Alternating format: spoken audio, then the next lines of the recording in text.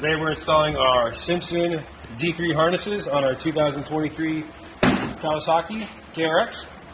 So what you're going to need is, obviously, first remove your seat bases.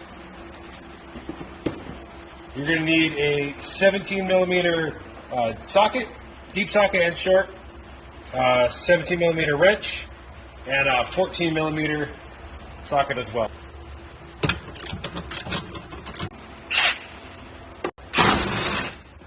You're going to have to pop this cover off. So you're going to remove the gas tank vent, pop it out there. 3 plastic rivets. And this will take the factory hardware, put it back through the new lap belt, and fish it back into the existing bolt location. We just made this new KRX specific harness bar.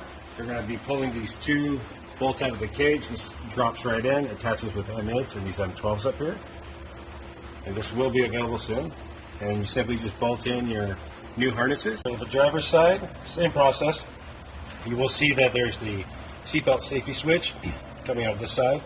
Now, you have 2 options here.